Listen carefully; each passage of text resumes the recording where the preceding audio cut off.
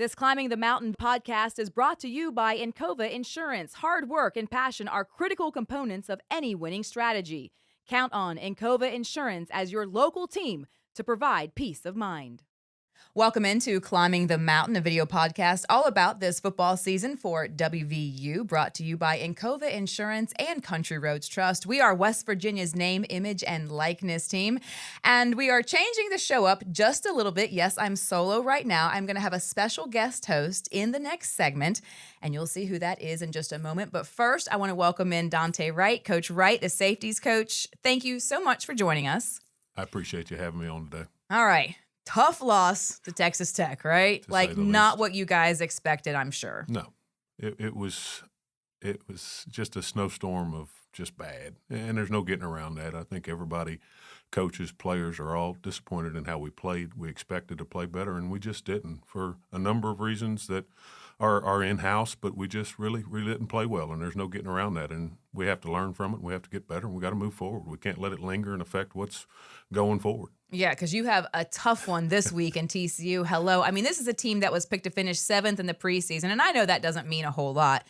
But is this a surprise team? Like, did you all expect TCU to be this good, undefeated, overall undefeated in the conference? I don't know if we expect them to be this good. We expect them to be good because they return most of their offense. I can't speak for the defense because I don't pay attention to that, but they return most of everybody. We're facing the same team skill-wise. I think the center's not the same guy, but the rest of their offense is the same exact team. So they have leadership. They have guys that are seasoned veterans, and you can see it. They're playing at a really high level, really efficiently. They don't beat themselves, and they have the ability to overcome adversity and just keep fighting. They got a bunch of really good players, and it's going to be a big challenge for us. It's kind of interesting because the past 2 weeks for TCU, they rallied from 18 down to beat Kansas State. The week before, they rallied from 17 down to beat OSU in 2 overtimes. Meanwhile, in the second half of those games, they only allowed 2 field goals from the opposing team. So they start off kind of slow, but then, man, here they come. That's kind of a dangerous team. So how important will it be for you guys to jump out early and often and just keep your foot on the gas pedal? It's going to be extremely important for us to get a really fast start, to get a positive start so we can gain some momentum. But the thing is, you can't fall asleep. Once you get that momentum, you have to, as you said, put the gas down, and you can't feel like you've accomplished anything because, as we all know, it's a 4-quarter game. And with this team, I think the best thing that they do is they stick to their resolve of who they are. They don't panic. They make adjustments, and they know that, the cog of that team is that quarterback, and he's playing at a really high level right now, and he keeps everybody confident and knows that, hey, we're going to have an ability to come back in this game if we just stick to who we are. So we have to obviously start fast. We have to keep the gas down, and we have to just keep playing hard. That's the one thing that we have to do is we have to be physical, we have to play hard, and we have to play our brand of football. Because that's what you guys can control. So you're talking about the quarterback, Max Duggan. You guys saw him last year, a dual-threat quarterback. He can throw it. He has over 1,800 yards, 19 touchdowns. He also is a third-best rusher on the team, 274 yards, 4 touchdowns. So this is a guy that can get it done. But you guys beat them last year, 29-17. So you know his mojo. It's just a matter of keeping him in check this year. It's a matter of keeping him in check and us doing our jobs. Like, at the end of the day, it's – if we do what we are coached to do and we give our players a chance, first and foremost, before we start with that, if we give our players a chance with the game plan and them understanding what they're supposed to do, if they go out and execute, I promise you we'll put a product out there that everybody will be happy about. But that starts with us. As I said, it starts with us giving them a plan and helping them understand the plan so that they can play fast. And it doesn't handicap them. When they don't understand things, it makes people slow, and it makes people play tentative and non-aggressive, and that's what we have to do. We have to play fast, and we have to play aggressive, and we have to go out and attack. And your safeties and your defense, you're going to have your hands full because TCU is outscoring their opponents 313 to 187 so far. The number 3 scoring offense in the country. What is the secret? Is there a secret to slowing down that offense? Well, you got to stop. You got to stop the running game first. That's where it starts. Is 33 is a really good. I'm not great with names because all I look at. I believe that's Kendre Miller, the second in the Big 12. I look at film and I see right. jersey numbers. I don't see the names, but 33 is Miller is the cog. He is the guy that gets things going because those guys up front are extremely well coached. And if we can bottle that up, and then obviously now once you bottle that up, you've got to still be able to stop not just number one. Is he an NFL receiver? You daggone right he's an NFL receiver, but they've got 11, they've got 4, they've got 19, one of the best tight ends in this league. And you got to be able to control all of those guys. And now remember, there's only one football. So that helps us. But you got to stop the run game first, which obviously includes the quarterback. But then you got to be able to control and limit big plays. I don't think they're a team, if they can't line up and just run the football down the field, I don't think they're a team that's going to nickel and dime you in the pass game. They rely on explosive plays and getting behind the coverage, which has been a weakness of ours. Obviously, I understand that. And that's something that we're working on. But those are the things. Stop the run game, slow the run game down, and then keep the ball in front of you and make them go on 10, 11-play drives, because at some point, every offense is going to beat themselves. Every offense is greedy, and they want those chunk plays because they know that at some point something bad on their end could potentially happen. We have to continue to keep them playing another play. Definitely. So West Virginia is 4th best in the Big 12 at stopping the run, but a stat you're probably not going to like, 8th best at stopping the pass. Yeah. So what is your crew, your unit in particular, what do they need to do better? My guys have to understand, like, when they're supposed to be aggressive and when they have to make sure that, hey, I can't allow nothing behind me. And a lot of that, it sounds like it's simple, but it is eye discipline. When we have our eyes in the right spot, and it's not just the safeties, it's all back-end guys. Heck, it's linebackers at times. When you have your eyes in the right spot, you got a chance. But when you start trying to see, and this is what happens with everybody across the country defensive-wise, is when something goes bad, now young men want to go make a play. And when you go try to make a play, that means you're looking in the backfield. And when you're looking at the backfield, you're not seeing what you're supposed to be seeing, and that's where your issues come. So we have to have unbelievable eye discipline, and we have to just, at the end of the day, do our jobs. Do our jobs and play really hard. And I know it sounds simple, but it is the truth of the matter. How hard is it? That's an interesting point, that when something doesn't go their way, they just want to make that play. How hard is it to teach them patience? Extremely. I bet. Yeah, I mean, that's with the youth of today. Instant gratification is the number one issue, in my opinion. I'm not speaking for anybody else, in my opinion. And it's the same thing as, okay, I want to go make a play now. I want to fix this problem that's happening, but they don't understand they fix the problem by doing their job, and they do their jobs, plays will come to them. But when they don't do their jobs, well, plays happen negatively against them. Yeah, they may make one big play at some point, but if you play 10 plays not doing your job trying to make a play, probably 9 of them are going to be bad. And they have to understand that the patience of it is they will come to you. They will come to you. The plays will come to you. Just have to stay within the confines of the defense and the play call, and everything will work out itself. Absolutely. You're watching Climbing the Mountain video podcast, is brought to you by Encova Insurance. Hard work and passion are critical components of any winning strategy. Count on Encova Insurance as your local team to provide peace of mind. All right, Coach. So what is the message? I mean, I've talked to some of the players, and they say it's just, stay focused, discipline. What is your message? Is it just the same as it has been from week 1 to week now? The message never changes. Yeah. It's do what you're coached to do and strain. I know you all have heard that from Coach Brown and all the other assistant coaches many a times. And when our guys do what they are coached to do and they strain, you see the positive outcomes that we've seen at Baylor, that we've seen at Virginia Tech. It is having the ability to do that consistently, play after play, week after week. And that's the battle that we're fighting right now. Is it's not week after week. It is one week we're really, really good. The next week it's not been very good at all. And we've got to find a way to consistently do that. And I truly do believe our guys will this week. I can't explain why they didn't, or why we didn't have them ready to go last week. I can't explain that. That's in the past. I'm not looking at that. But I do believe that the young men are prideful, and they understand that product that they put out there last week is not what we're looking for. It's not what they're looking for. It's not what we're looking for. It's not what this fan base and this university is looking for. And they have the resiliency to go out and fight and try to put on the product that show that is the product that we're looking for. And I believe they'll do that this week. In Texas Tech, you guys had some opportunities to create turnovers, right? Defense, that's your jam, right? That's what you want. It worked well against Baylor. That was a big difference. What do you think happened in that? Is it just kind of the bounce of the ball, just a finger slip? I mean, can you work on that? Is that possible? We work on it every single day. All right. And that was something we told them last week, is he's going to throw you the ball. They're going to give you opportunities to get the ball out because they had poor ball security. And like you said, it was unlucky bounces on the fumbles.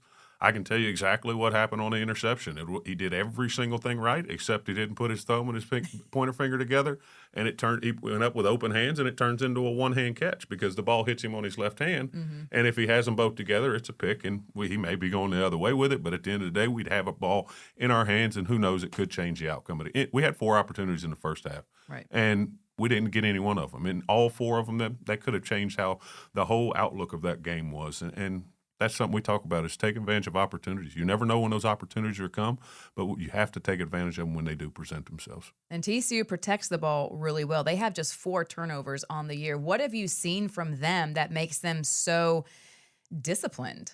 Well, the stats say that, but the film says that there's plenty of opportunities out there. There's a lot of dropped interceptions. There's a lot of – hey, we were just upstairs watching the play, and it's 3rd and 14, I think it was, on the 45-yard line going in, and the running back takes off with the ball and gains about 7 yards and gets hit, and it pops straight up in the air into an O-lineman's hands.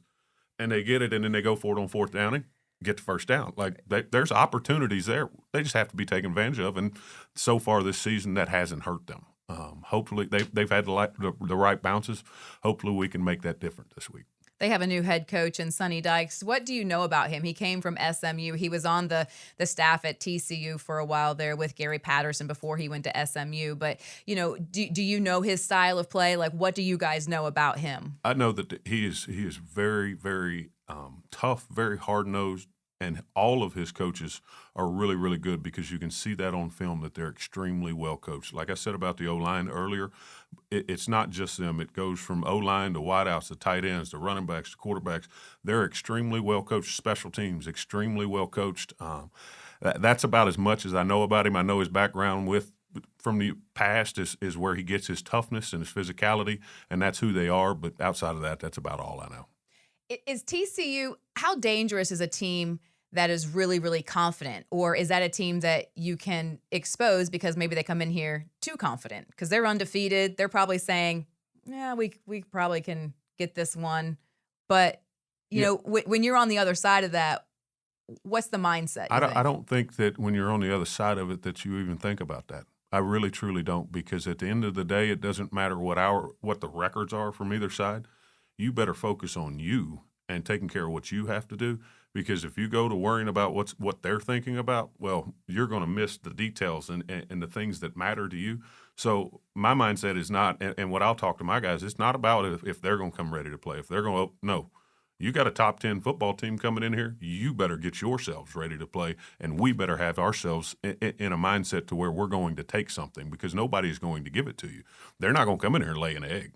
They're not. We're going to have to go out there and take it from them, and that's got to be the mindset for us. Are you glad to be getting TCU at this time? I mean, you're coming off a tough loss, but I mean, you guys can turn this around in front of a home crowd, a top 10 team. I mean, they know they're going to have to bring their A game. So is there a sense of excitement like, hey, you know what? Let's pull off the upset here. Let's us be the better team. Yeah, I don't think it's even about pulling off an upset. I think and just talking to the guys yesterday that came around, it was an off day for them, but the guys that were in the building yesterday, it's an opportunity to go out and prove to people that the product that we put out there last week was not us, and that we are better than what we showed last week. And they're bitter about it. They're a little bit disappointed. They're a little bit embarrassed, and we all are, and rightfully so. But as a competitor, it's a challenge to say, okay, well, I laid an egg last week. What am I going to do to correct that and prove to myself, first and foremost, my teammates secondly, and then the rest of the world that is not who we are? And I think that's the approach we took at Baylor after a bad performance, and then we have to take the same exact approach this week and go back to work today, starting with practice and film study and understanding what our opponent's going to do and understanding what our playbook is, and just go out there and be hungry to prove to people that that's not who we are. Exactly. All right, Coach Wright, thank you so much for your time. We appreciate it. Yes, Good ma'am. luck this week. Appreciate you.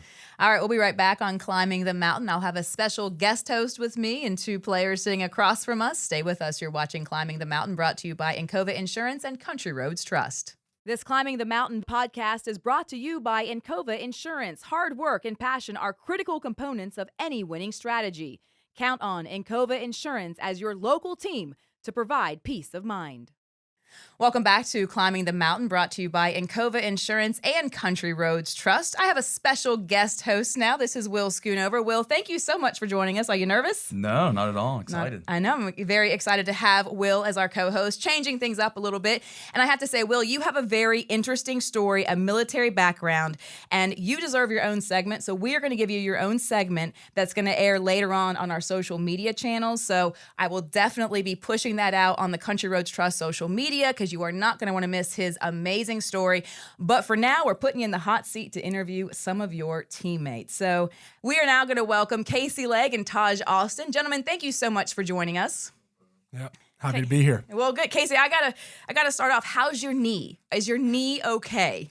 You know, it healed very fastly. It did. Yes. Yeah, I've never seen that quick of a injury recovery. So that was kind of funny. I mean, we were talking about this earlier. Do what you got to do to help, right? But social media and the TV outlets, they've loved you the past few days. Yep, they've loved it. But you got to do what you got to do. Yeah, I own it. Did you plan that, or was it just like a spur of the moment? No, it was definitely spur of the moment, which maybe that was a little soccer training that just kicked in. You can call it a little gamesmanship, but he hit me. What can I say? That's true. He did touch you. Maybe hit is a strong word, hit but touch. And which leg was that in, actually? Both. Both. Okay. There you go. Yes, okay. Both. Grab the left. He went into the right. Whatever works. Yeah, whatever works. Okay. I can tell you, it really, really hurt the left knee there. I can't believe the trainers didn't come out and immediately cart you off. So I'm glad you're okay. Thank you. I'm glad that we Yeah, talked about that. Wil, would you like to answer or ask your first question here? I feel like you just need to jump right in. Okay, since we was already talking about soccer, what was the biggest transition you had from playing soccer all your life to going to playing football, or kicking a football at least? I think there have been at least two kind of, I'd say, hard transitions. The first is the form thing, which I still haven't figured out, I'm going to be honest. So I think I still kind of own a soccer form where I pass the ball through the uprights, which I really like. It's almost like the thought that there's an empty net and you're not going to try to hit the ball as hard as you can. You're just going to pass it in. So that's something that I've wrestled with since I've gotten here. And then the other thing that maybe people don't think about is when I played soccer in high school, I was on the field for 80 minutes. And I love that. So action-packed 80 minutes, always on the field, love that. And then now at football, I'm on the field max 2 minutes, 3 minutes for even the last game, 2 plays. So that's, I don't know, hard for me. I don't want to say to focus, but it is an adjustment. And that's definitely something different between the sports, is just how often I'm on the field. And I think it's harder to get into a rhythm, harder to get comfortable. So those are 2 adjustments that would have to be hard to get warmed up for that kick. Mm-hmm. And especially in a cold game. Yes. So I try to stay busy on the sidelines. But I've seen you down there, and then people get in your way. You're like, I got to practice here. Yes. Well, you're perfect so far. Knock on wood. Knock on wood. I don't want to jinx you. So, right. Taijh, let's talk about, you guys are coming off a tough loss. That was a tough loss down there in Lubbock. You got to reset. You have another tough team in TCU. What's the mindset with the team this week? Our mindset this week is putting last week behind us and just stacking days and make sure like we can get better in all phases so we can win this game this upcoming Saturday. And that's our main thing, is just having a short-term memory and putting it behind us and moving forward. TCU is an interesting team. They were picked to finish 7th preseason. They're undefeated. They're kind of like the surprise team in the Big 12. But it's kind of interesting. The last 2 games, they have been down 17, 18 points and rallied. How important will it be to jump out early offensively, but then defensively, make sure you hold them so they don't have another rally in them for a 3rd game in a row? That's our main thing. Like, once we get on them early, we just got to stay on them, keep our foot on the pedal. And our job on defense is to get the ball back to the offense. So every time we get out there, we just got to make sure we strain as hard as we can to get the ball back to the offense so we can keep scoring. Yeah, definitely. Casey, what is the message that the coaches are really, hammering into y'all's heads this week? I guess something they've emphasized, and really the whole season they've emphasized, is response. And even though we're all disappointed with the game, there's really nothing we can do to change it. It is what it is. It was obviously not our best performance, but they emphasize a response. Is we can't change it, but we can live today to the best of our ability and prepare. And then on Saturday, focus on that game. and try to win it. So that's kind of what they've been talking about, is acknowledging that the game sucked, but we just need to move on. Definitely. I think you all hit that on the spot, but what do you think is the biggest adversity you think you faced through the season to where you could impact the next game? Like, what's something you could improve on for both of you? Obviously, like, our expectations going into the season, we expected to be better than what we are right now, obviously.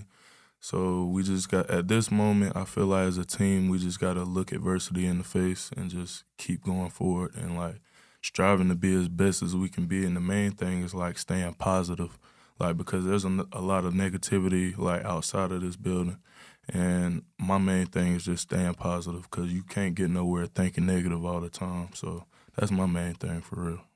I mean, let's be honest. How hard is it for the three of you to stay positive when things aren't going well, right? Like, I mean, you say it, but is it harder than what you guys make it out to be? Yes, most definitely. Because, like, us running the hill, like, all the work we put in, like, obviously we had higher expectations for ourselves, and it's never too late. We could change it around. But I just feel like us, we could just, like, we just got to move forward. Like, that's our main thing, and staying positive. And, like, it's hard at times, like, because, like, some possessions in the game don't go the way you think it's going to go. But that's how life is. So you just got to, like, move forward and keep your head up, stay positive. Yeah, I mean, you know adversity. You've had 3 season-ending injuries, Yeah. 2 real knee injuries, Yes. Casey. So, I mean, obviously you're disappointed, but you faced adversity head-on 3 different times. So you probably have a lot to sort of draw on personally. Yeah, like, adversity is nothing new to me. I feel like I've been going through adversity my whole college career. So, like, and it's different, like, on this point, because, like, I'm not hurt. It's mainly mentally. But obviously I got a strong mindset, so I just got to stay positive. Absolutely. And Will, you were in the Army, served in Afghanistan. So talk about adversity and overcoming things. You know, how do you draw on your personal experiences to, you know, kind of get through a season that maybe is not going as well as people anticipated? I mean, you've gone through far worse in life. Yeah, I don't say that I liked it, but it definitely prepares you for things outside of football. Maybe it's school, relationships, your career. And also, like, you can help other people that may be new to it and be like, okay, this is what's going on, this is what you need to do, and don't let any external factors. And I think for going back to, like, social media, I think, like, for me, like, I just turn my phone off. I don't let, when it comes to adversity, you know, the game don't go as well. You know, do not disturb. Don't look at, like, what Twitter's saying or what other people are saying, because they're not in our shoes. They don't know what's going on. Right. So, I mean, you've been in life and death situations in the military. I mean, this is football. It's a game. Everybody wants to win, but at the end of the day, it's still a game. So I applaud all of y'all's, you know, positivity in all of this. And I'm going to let you keep asking your questions because you're a great co-host. okay, all right. Taijh, who has helped you get to where you're at today? Most importantly, I want to say God, because, like, my faith is very strong, and I make sure I pray a lot. So I got to say God first. But after that, I would say my family, like my mother and my father. Because they, like, even though, like, because they listen to the outside noise too, but they try their hardest to make sure I'm positive and not to focus on that, because they're not the ones actually out there doing it. So, like, I give it up to them and say, like, God and my parents. Yep, gives you, like, never give up mentality, you know? Yep. For sure. All right, Casey, how many leg puns have you heard throughout your career? And do you have one that really stands out that maybe is your favorite and one that is your least favorite? I've heard a lot. I mean, really, since I started on the team, I've heard them. And I think it's picked up since I've played the last couple of years, so that I can confidently say I can't count. Like, I could not count how many times. I feel like every interview, which the guys on the team kind of lay off that a little bit because they understand. But especially people outside, they'll make jokes and say, "Oh, you've probably never heard that before."